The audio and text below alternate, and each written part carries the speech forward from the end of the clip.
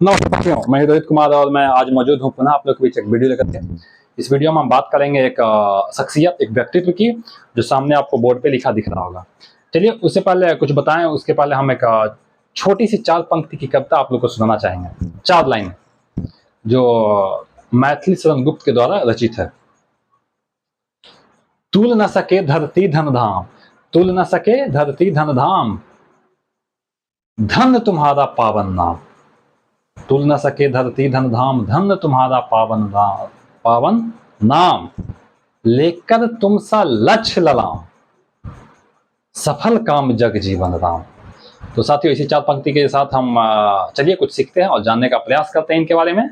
और ये exam view से बहुत इंपॉर्टेंट है, क्योंकि ये बिहार से के हैं और बिहार से बिलोंग करते थे। तो कोई 1-2 सवाल परीक्षा में इनके बारे में निरंतर पूछे जाते हैं। तो ये सीखते हैं और जानने का प्रयास करते हैं। बाबू जगजीवन राम को हम लोग बाबूजी कह के भी संबोधित करते हैं। बाबूजी।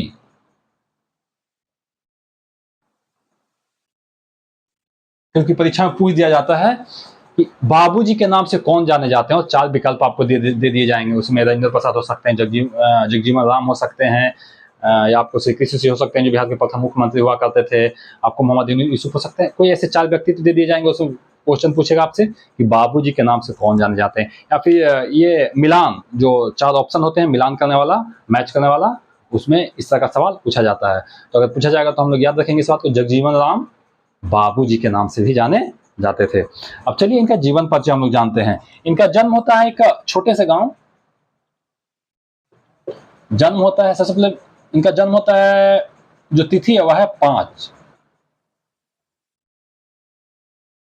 5 अप्रैल 1908 को। 5 अप्रैल 1908 को इनका जन्म होता है। गांव कौन सा है? चंदवा, जो शाहाबाद जिला में पड़ता था। आज का वह भोजपुर जिला है। आज का भोजपुर जिला ही उस समय का शाहाबाद जिला हुआ करता था। तो आज कौन सा जिला है? भोजपुर जिला। भोजपुर जिला, चंदवा गांव में इनका जन्म होता है, जो भोजपुर जिला के अंतर्गत स्थित है। जन्म कब होता है? 5 अप्रैल 1908 ईस्वी को। और इनकी मृत्यु होती है 6 जुलाई 1986 ईस्वी को। 6 जुलाई 1986 ईस्वी को ये डेथ करते हैं। और इनकी कल ही पुण्यतिथि थी, इसीलिए हम ये वीडियो आप लोगों के बीच बना रहे हैं। इनके बारे में जानना समझना एज ए सामाजिक दृष्टिकोण से भी बहुत जरूरी है, क्योंकि समाज निर्माण में इनका बहुत बड़ा योगदान इस देश में, और परीक्षा व्यू से भी मैंने पहले ही कहा बहुत इंपॉर्टेंट है, क्योंकि ये बहुत महत्वपूर्ण शख्सियत है जो पूरे बिहार ही नहीं बल्कि पूरे भारतवर्ष से ये संबंध रखते हैं। इनका जन्म होता है, इनकी जो जाति है वह चमार जाति है। इनकी जाति कौन सी है? चमार। एक दलित परिवार में जन्म लेते हैं। और उस दौर में दलितों की क्या स्थिति थी, यह पूरा आज का भी समाज जानता है। ये अपने प्राथमिक शिक्षा हेतु सरकारी स्कूल में नामांकन लेते हैं। अग्रवाल विद्यालय, भोजपुर में एक विद्यालय था उस समय का। अग्रवाल विद्यालय से इनकी शिक्षा दीक्षा शुरू होती है, और इसके बाद इनका अध्ययन आगे की ओर बढ़ता जाता है। और ये 1925 में एक कार्यक्रम था भोजपुर जिला में। भोजपुर जिला अंतर्गत एक कार्यक्रम था, उसमें बनारस से आते हैं काशी हिंदू विश्वविद्यालय के संस्थापक पंडित मदन मोहन मालवीय जी। पंडित मदन मोहन मालवीय जी का 1925 में आगमन होता है कार्यक्रम में भोजपुर जिला में। उस कार्यक्रम में बाबूजी की मुलाकात होती है पंडित मदन मोहन मालवीय जी से, और उस मुलाकात में पंडित मदन मोहन मालवीय जगजीवन राम जी से काफी प्रभावित होते हैं। इनके कार्य कौशल को देख करके, इनके उस दूरगामी सोच को देख करके वे काफी प्रभावित होते हैं, और बनारस काशी विश्वविद्यालय आने का आमंत्रण भी साथ ही साथ दे डालते हैं। इनसे 1925 में मुलाकात किनसे होती है?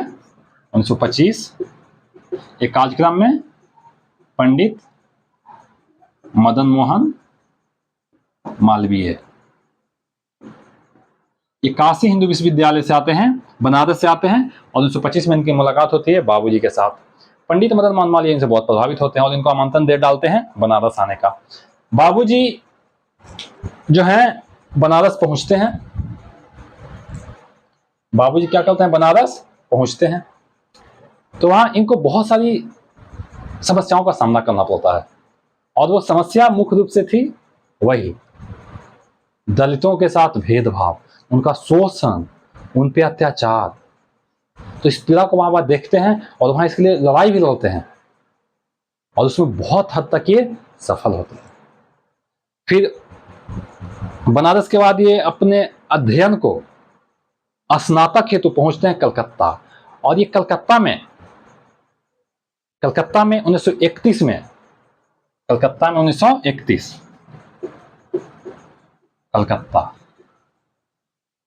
वहां उच्चतम अंकों के साथ अपने स्नातक की डिग्री कंप्लीट करते हैं। स्नातक उच्चतम अंकों के साथ।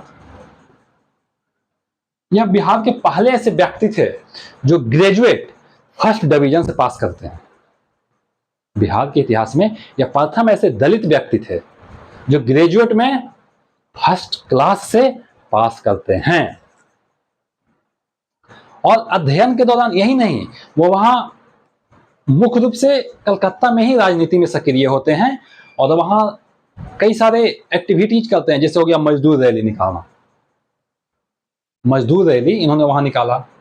दूसरी बात, अखिल भारतीय रविदास महासभा की स्थापना की, जिससे कि रविदास जयंती मनाने का शुभारंभ किया गया। ये इन्हीं का दिया हुआ है। तो बहुत सारे एक्टिविटी करते हैं और कलकत्ता में अध्ययन के दौरान ही इनकी राजनीति मुख्य रूप से शुरू हो जाती है। इसके बाद घटना आगे क्यों बढ़ते जाती है। 1934 में बिहार में भूकंप आता है, बहुत बड़ा भूकंप आप लोग भी जानते होंगे। यह एक बहुत ही भीषण त्रासदी थी जिसमें जान माल की बहुत ज्यादा क्षति हुई। शायद 1934 के बाद वैसा भूकंप आज तक इस बिहार में नहीं आया है। अभी 90-91 वर्षों तक उस तरह का भूकंप देखने को नहीं मिला है। इतना बड़ा भूकंप था, भीषण त्रासदी थी। उस दौरान इन्होंने बहुत सारे सेवा कार्य किए, जनमानस के लिए, जनता के लिए आगे बढ़ के आए और बहुत सारे समाज कल्याण हेतु अपना योगदान दिए। चाहे वह खाद्य आपूर्ति की बात हो, लोगों की चिकित्सा की बात हो, उसमें अपनी महत्वपूर्ण भूमिका इन्होंने निभाई। और इसी दौरान उनकी मुलाकात होती है महात्मा गांधी जी से। महात्मा गांधी से इनकी जब मुलाकात होती है, महात्मा गांधी जी इनसे बहुत प्रभावित होते हैं। इनके उत्कृष्ट कार्यों को देख करके, इनके अंदर जो हुनर था उसे पढ़ करके गांधी जी बहुत प्रभावित होते हैं। उसके बाद 1935 में भारत शासन अधिनियम 1935 के तहत जब बिहार में सरकार बनती है, उसमें ये विधान परिषद के सदस्य चुनकर आते हैं। विधान परिषद के सदस्य चुनकर आते हैं कब, 1935।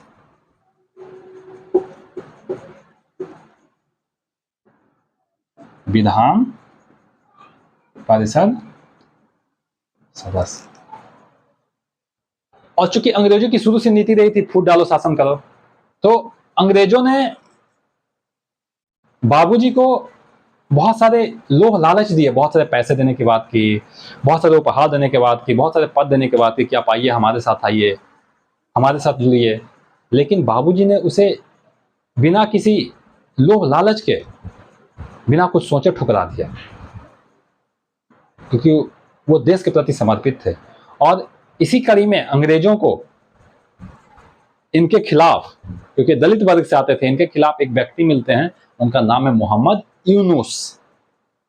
जी हाँ, मोहम्मद यूनुस को इनके विरुद्ध में अंग्रेज खड़ा करता है। और इस जगजीवन जी के इस अंग्रेजों के विरोध से, उसके लोभ लालच में ना पड़ने से गांधी जी के और भी काफी करीब आ जाते हैं और प्रिय हो जाते हैं। हाँ, एक चीज और मैंने छोड़ दिया छोटा सा, इनकी शादी के बारे में। इनकी शादी जो काफी इंपॉर्टेंट है, शादी विवाह। जो इनकी जीवन संगिनी थी उनका नाम था इंद्रानी देवी। ये पूछ सकता है परीक्षा में कि बाबू जगजीवन राम जी की पत्नी का नाम क्या था, इंद्रानी देवी।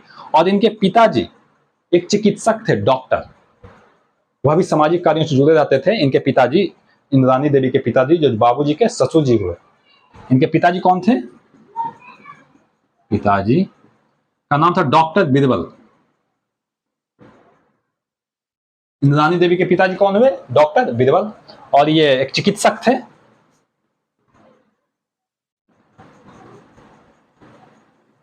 और ये सामाजिक कार्यों से भी एक सामाजिक कार्यकर्ता के रूप में भी कार्य किया करते थे।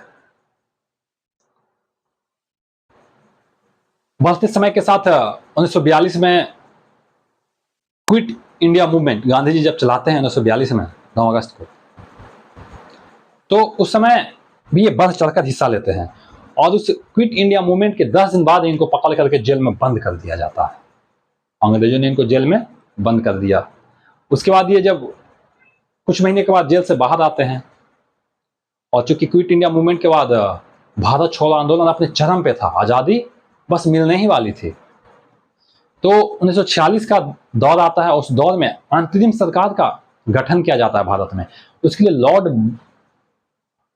लॉर्ड बॉवेल जो थे, यहाँ के वायसराय थे उस समय के 1946 में, उन्होंने अंतरिम सरकार का गठन करने हेतु जो 12 लोगों का नाम नामित किया गया था, उसमें बाबूजी का नाम भी मेंशन था। उन 12 नाम में से एक नाम बाबूजी जगजीवन राम जी का भी था। उस समय उनकी आयु कुल 38 बरस की थी, 38। 38 साल में यह अंतिम सरकार का जो गठन होता था, उस 12 मंत्रियों में एक इनका भी नाम शामिल था। अर्थात 38 साल की उम्र में ये मंत्री बनने वाले थे। और उस मंत्री में इनका जो पद मिला हुआ, कौन से मंत्री बनाए गए? तो श्रम मंत्री। परीक्षा में पूछता है, निरंतर पूछता है कि बाबू जगजीवन राम अंतिम सरकार का जब गठन हो जाता तो उसमें कौन से मंत्री बने थे? तो कौन से मंत्री बने थे? श्रम मंत्री। 1946 में ये बनते हैं श्रम मंत्री। 1946 में अंतरिम सरकार का गठन किया जाता है।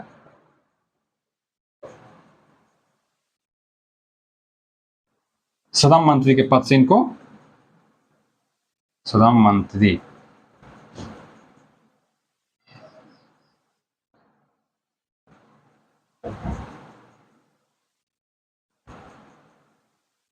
(1946) में ये अंतरिम सरकार का जो गठन होता है भारत सरकार का, उसमें ये श्रम मंत्री बनाए जाते हैं।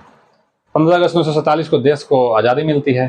15 अगस्त 1947 को देश में आज़ादी के बाद 1952 में आम चुनाव होते हैं, और ये सबसे पहले उस सासाराम से चुनाव जीतकर एमपी बनते हैं और पार्लियामेंट पहुंचते हैं। 1952 में आम चुनाव के दौरान ये कहां पहुंचते हैं? सासाराम से चुनकर पार्लियामेंट पहुंचते हैं। और उसके बाद ये कई सारे मंत्री बने। आजादी के पहले तो श्रम मंत्री बन ही चुके थे, उसके बाद भी बहुत सारे मंत्री पद से इनको नवाजा गया। उसमें मुख्य रूप से कौन कौन था हम देखते हैं।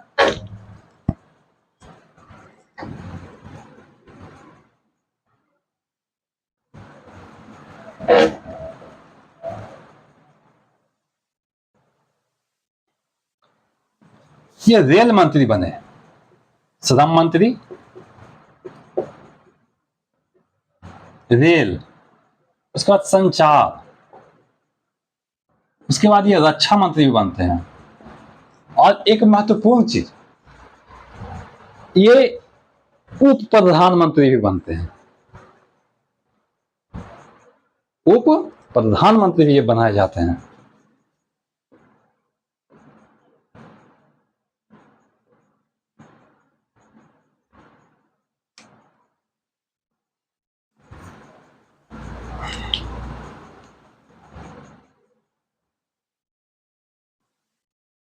भारत के पहले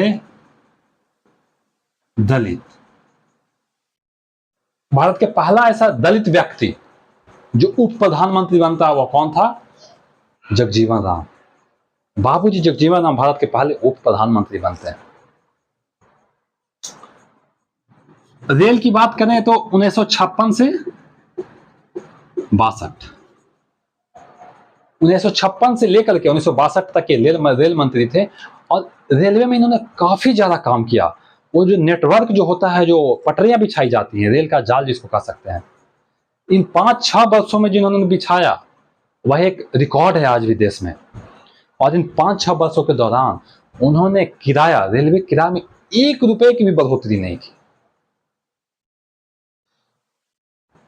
1 रुपया भी रेलवे के किराए में बढ़ोतरी नहीं किया गया इनके रेल मंत्री बने रहने के दौरान। ये रक्षा मंत्री भी बनते हैं, श्रम मंत्री भी रहे, संचार मंत्री बनते। अच्छा, इस पे संचार बड़ा मुख्य विषय है। संचार की बात करते हैं तो आज आप जब बचपन से ही लेकर के देखते होंगे गांव में, अब तो चूंकि डिजिटल इंडिया है, सारी चीजें डिजिटलाइज हो चुकी है, मोबाइल का जमाना है, सोशल मीडिया का जमाना है, मेल आ गया, व्हाट्सएप आ गया, क्या क्या आ गया। लेकिन आज से 10-12-15 साल पहले आप देखते होंगे गांव गांव में एक लोहा का पेटी रहता था लंबा सा, और ऊपर एक गैप रहता था 1-2, और उसमें हम लोग इन्वेलप से चिट्ठियां डाला करते थे, पोस्ट कार्ड, इन्वेलप वगैरह वगैरह, जिसको बोलते थे पोस्ट कार्ड वगैरह। गांव गांव में होता था वो, और वहां से हम लोग चिट्ठियां दूसरे जगह पोस्टल के माध्यम से पहुंचाया जाता था, पोस्टमैन के द्वारा। तो जो गांव गांव जो आप डब्बा हम लोग देखते हैं ना, वो इन्हीं का, ये जगजीवन जी का ही किया गया कार्य है। जब ये बने थे संचार मंत्री, उसी दौरान इन्होंने गांव गांव में ये चीजें करवाई थी, ताकि संचार के माध्यम से लोगों के पास सूचनाएं जल्दी पहुंचाया जा सके, चीजें आसान हो सके, गांव गांव में लोग बाहर के लोगों से कनेक्ट हो सके दूर दूर तक। तो जो आप संचार में क्षेत्र में भी इनका बहुत बड़ा योगदान रहा है। इसके बाद रेल मंत्री बनते हैं, संचार बनते हैं। उसके बाद 1975 का काल आता है, बहुत इंपॉर्टेंट, बहुत महत्वपूर्ण। 1975 में जब 25 जून को आपातकाल लगाया जाता है, तो आपातकाल के दौरान देश में बहुत सारे आंदोलन होते हैं, जनता आवाज लगाती है, बहुत सारे नेता भी उस आंदोलन में उभर कर आते हैं। जनता का कहना था और मानना था कि हमारे मौलिक अधिकारों का उल्लंघन हो रहा है, हमसे हमारे मौलिक अधिकार छीन ले गए जो हमारे संविधान ने हमें दिया है। और आपातकाल लगने के बाद 1977 25 जून 1975 25 जून 1975 को क्या होता है, आपातकाल लगता है। आपातकाल 25 जून 1975। फिर एक तिथि आती है 18 जनवरी 1977। यह तिथि हम इसीलिए बात कर रहे हैं, इसीलिए हम लिख रहे हैं, बोल रहे हैं, क्योंकि यह तिथि इंपॉर्टेंट है, क्योंकि 18 जनवरी 1977 को इंदिरा गांधी जी आम चुनाव के लिए घोषणा करती हैं। 25 जून 1975 के बाद लगभग 1.5 साल बाद इंदिरा गांधी जी आम चुनाव की घोषणा करती हैं। लेकिन चूंकि इस 1.5 साल में आपातकाल के दौरान देश ने जो दम झेला था, एक तरह से कह सकते हैं, इसको लेकर के जगजीवन जी बड़ा दुखित थे कि अन्याय हुआ है लोगों के साथ, ऐसा नहीं होना चाहिए था, देश को इससे नुकसान हुआ है, तानाशाही रवैया था ये। इसलिए क्या करते हैं जगजीवन जी कि जब चुनाव की घोषणा करती है इंदिरा जी, तो एक नई पार्टी का गठन करते हैं, वो उसका नाम था CFD, नई पार्टी, न्यू पार्टी का गठन करते हैं। उसका नाम क्या था, न्यू पार्टी 1977। उसका नाम क्या था, CFD शॉर्ट में। इसका फुल फॉर्म है Congress for democracy, Congress for democracy.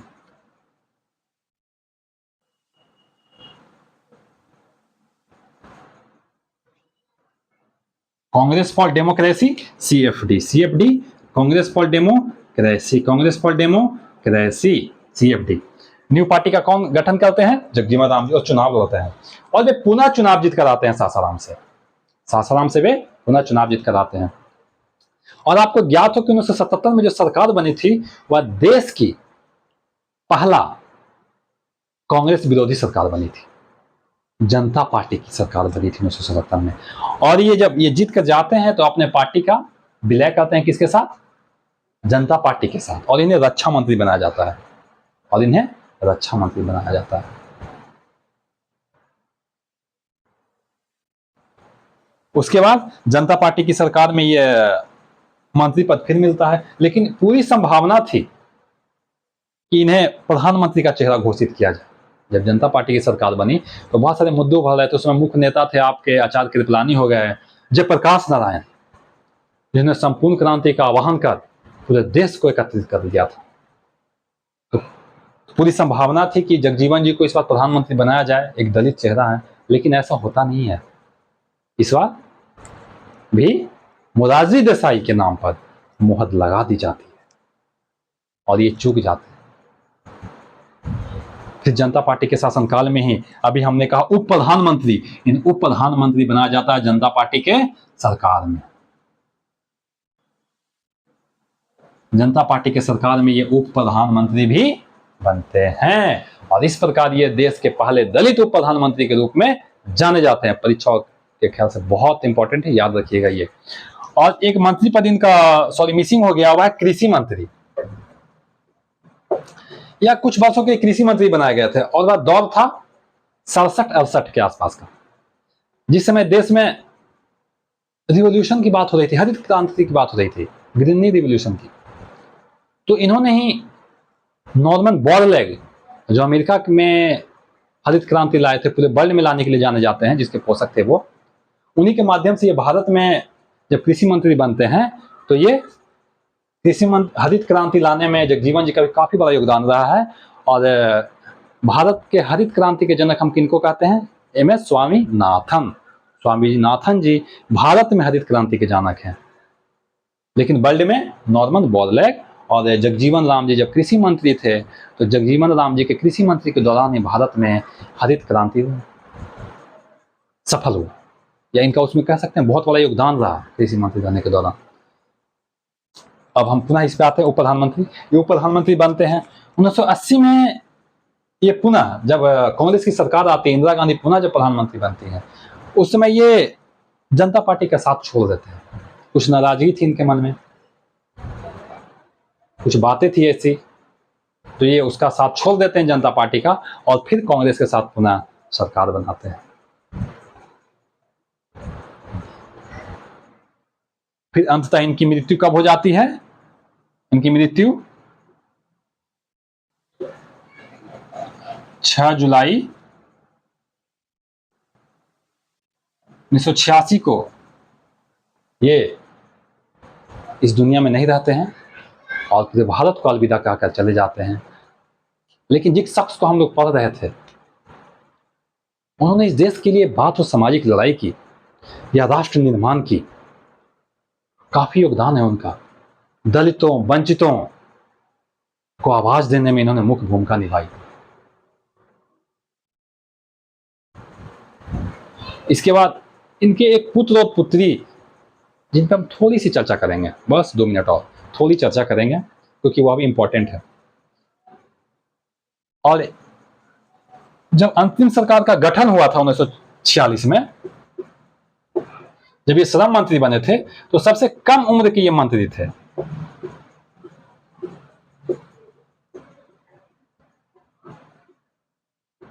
सबसे कम उम्र के मंत्री अंतिम सरकार के गठन में कौन थे? जगजीवन राम जी, बाबूजी। यह भी याद रखेंगे, परीक्षा में यह भी सवाल पूछा जा सकता है कि जब अंतिम सरकार का गठन हुआ था, उसमें सबसे कम उम्र के मंत्री कौन थे? तो जगजीवन राम जी थे। कौन से मंत्री थे? श्रम मंत्री थे। जब ये श्रम मंत्री बने थे तो कुछ एक्ट लाए थे, अधिनियम, वही परीक्षा में पूछे जाते हैं, उस पर भी थोड़ी सी चर्चा हम कर लेते हैं। पहला एक्ट लाए थे 1947 में,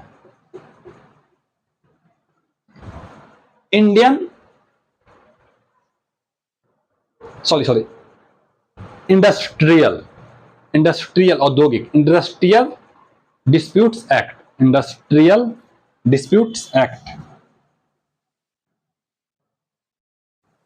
इंडस्ट्रियल डिस्प्यूट्स एक्ट कब आता है? 1947 ईस्वी में। उसके बाद जो दूसरा एक्ट आता है 1948 में, वो आता है मिनिमम वेजेज एक्ट। मजदूरी अधिनियम 1900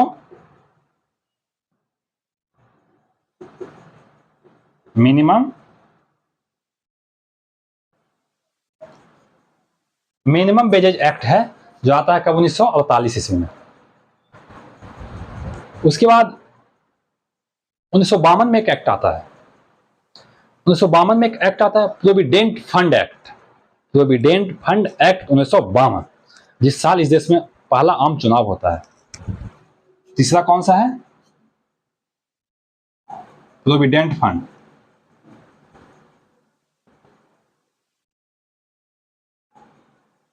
प्रोविडेंट फंड एक्ट 1952।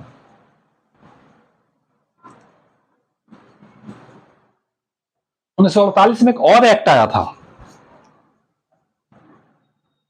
इसको हम लोग 3 नंबर कर देते हैं, 4 सॉरी, इंश्योरेंशियल एक्ट, इंश्योरेंस एक्ट। तो ये कुछ अधिनियम भी लाए थे जो परीक्षा के ख्याल से बहुत इंपॉर्टेंट है, परीक्षा में ये भी पूछे जाते हैं।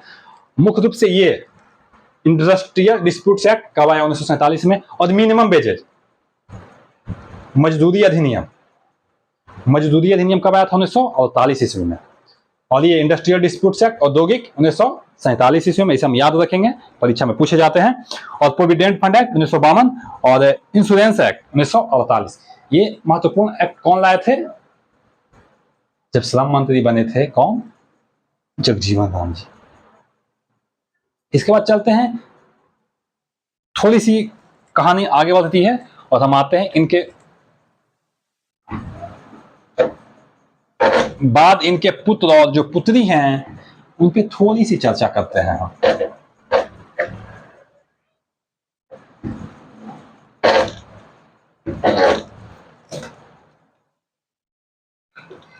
इनके एक पुत्र हैं, उनका नाम है सुरेश, और जो पुत्री हैं उनका नाम है मीरा।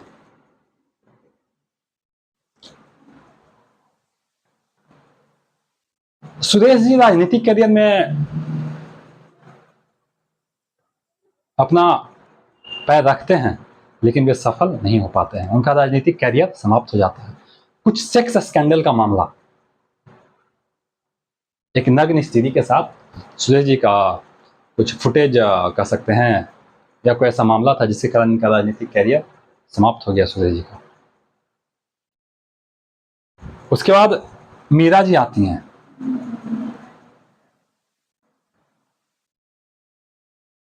इनका राजनीतिक कैरियर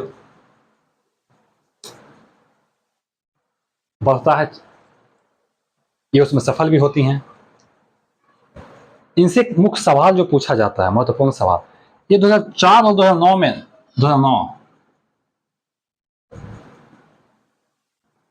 2004 और 9 में कांग्रेस की सरकार थी भारत में। अटल बिहारी वाजपेयी जी जब प्रधानमंत्री थे, उसके बाद 2004 में चुनाव हार जाती है भारतीय जनता पार्टी, तो कांग्रेस की सरकार बनती है।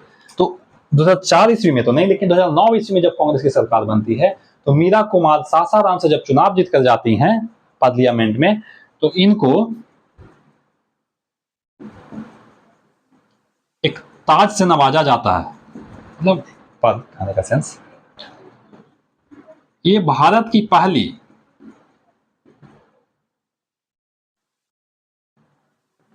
महिला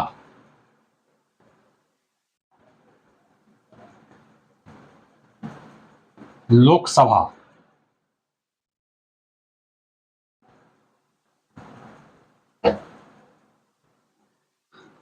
भारत की पहली महिला लोकसभा अध्यक्ष बनने का इनको गौरव प्राप्त होता है। सन 2009 ईस्वी में जब कांग्रेस की सरकार बनती है, तो अध्यक्ष महोदया कौन थी? मीरा जी थी, जो सासाराम से चुनाव जीतकर गई थी।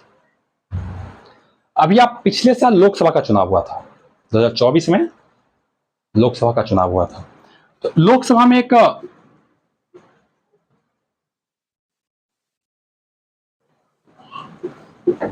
सीट है पटना साहिब, पटना सिटी। पटना सिटी एक संसदीय क्षेत्र है। यहां से जो कांग्रेस की तरफ से प्रत्याशी थी भारतीय राष्ट्रीय कांग्रेस को जो प्रत्याशी थे वही थे, मीरा जी के पुत्र थे अंशुल। पटना सिटी से जो प्रत्याशी थे 2024 में कौन थे? अंशुल जी। और ये अंशुल जी कौन है? मीरा जी के पुत्र।